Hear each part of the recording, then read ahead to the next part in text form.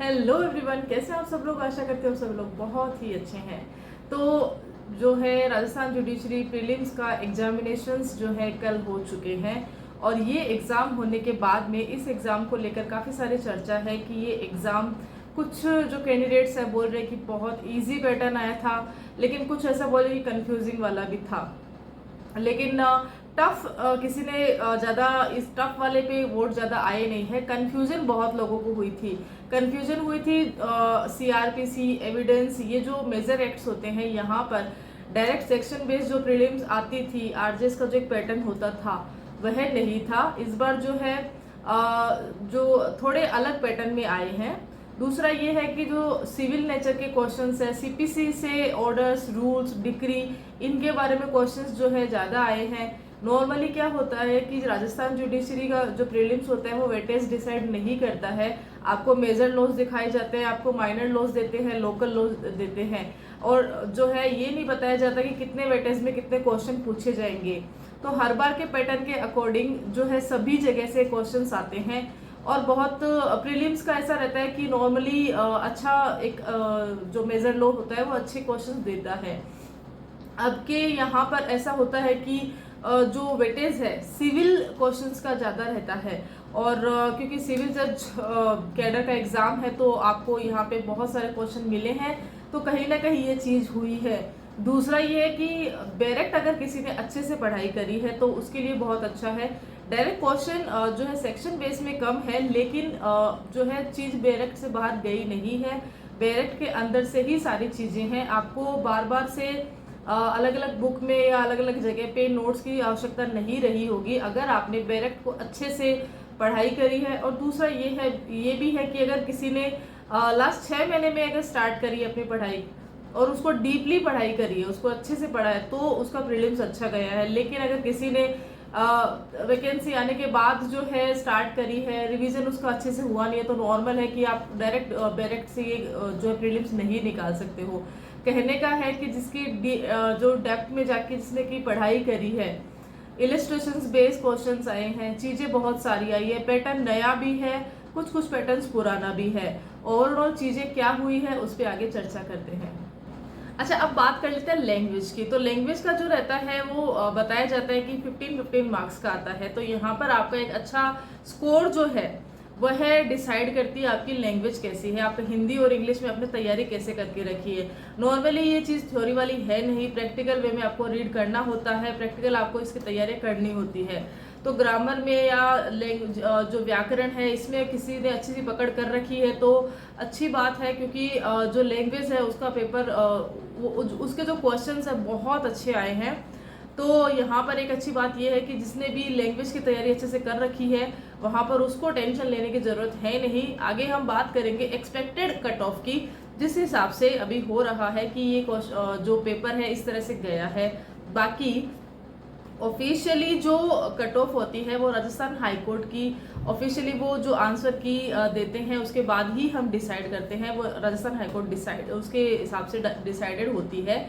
अभी जो है कोचिंग सेंटर्स अपनी होती है या इंस्टीट्यूट होते हैं, या तो हम जो है सेट के हिसाब से अलग अलग तरीके से अपना कट ऑफ डिसाइड कर रहे हैं।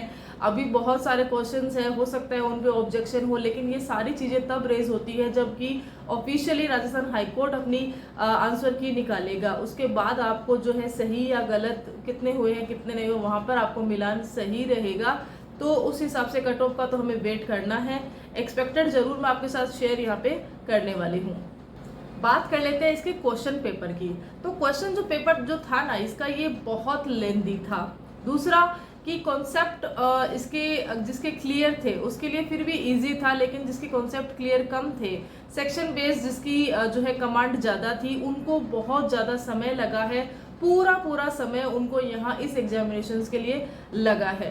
फिर भी यहाँ पर जो पैटर्न है वह नया पुराना उस हिसाब से जो करीब अगर देखते हैं तो 70 के आसपास की एक कट ऑफ बता सकते हैं जनरल के लिए, क्योंकि इतने मार्क्स नॉर्मली यहाँ पर बन रहे हैं। लैंग्वेज भी इजी है, और हाँ मेजर लॉ में क्रिमिनल जो लॉज होते हैं यहाँ पर थोड़ी सी जो है मार्क्स हो सकता है कम हो।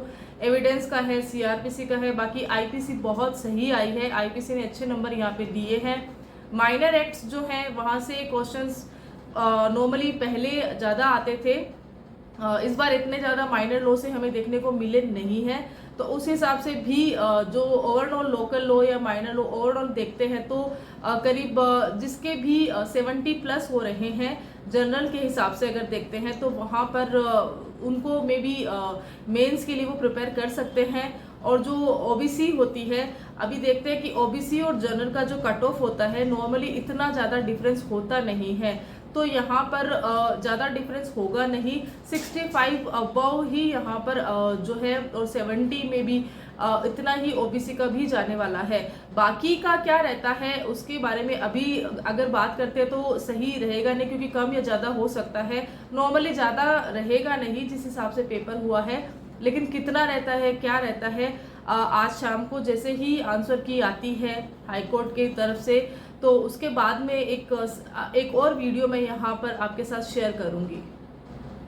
बाकी बात कर लेते हैं सेंटर की टाइमिंग की। जिससे पहले मैंने यहाँ पे वीडियोस शेयर करे हैं, काफ़ी स्टूडेंट्स के कैंडिडेट्स के यहाँ पे सवाल थे।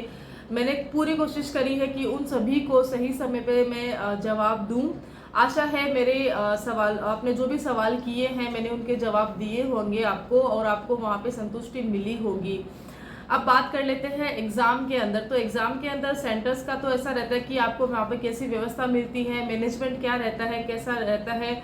यहाँ पर यह जो चीज़ है आप इसको ऑब्जेक्शन में नहीं ला सकते हो, लेकिन हाँ अगर कोई इंस्ट्रक्शंस है और उस इंस्ट्रक्शन में अगर कोई चीज़ में कोई खामी हुई है वहाँ पर आप उसको रेज कर सकते हो।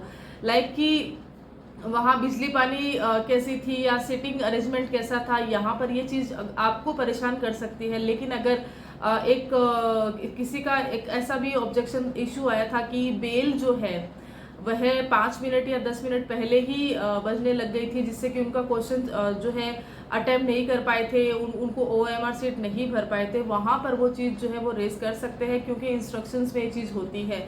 और हम जो है हाई कोर्ट में जब भी यहाँ पर रिट लगाते हैं तो इसी के थ्रू ही लगाया जाता है, तो ये भी एक चीज़ होती है। और बाकी आगे इस पे बात कर लेते हैं थोड़ी और।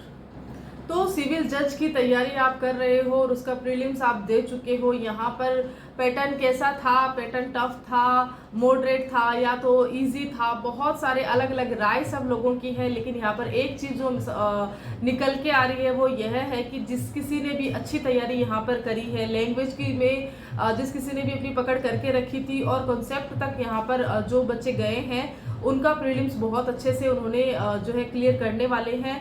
प्लस अगर किसी के भी 70 प्लस बन रहे हैं यहाँ पे, स्पेशली जनरल कैटेगरी अगर यहाँ पे 70 प्लस क्रॉस कर रही है तो भी यहाँ पर एक आपको गुड न्यूज़ मिल सकती है। नॉर्मली इतना आगे कट ऑफ जाएगी नहीं, क्योंकि इतना लेवल जिस हिसाब से लेवल बता रहे हैं। तो यह था एक छोटा सा वीडियो कट ऑफ के रिगार्डिंग, और साथ ही सेंटर्स के बारे में और साथ ही एग्ज़ाम से रिलेटेड कुछ बातें यहाँ पर मैंने यहाँ पे शेयर करी है। इसके अलावा भी अगर आपके साथ भी कुछ ऐसे इश्यूज आए हैं सेंटर से रिलेटेड या कुछ भी इंस्ट्रक्शन से रिलेटेड, एग्जाम से रिलेटेड, पेपर से रिलेटेड कोई भी अगर इश्यूज है, कुछ भी बात है, तो आप मुझे कमेंट करके बता सकते हैं। Till then thank you so much.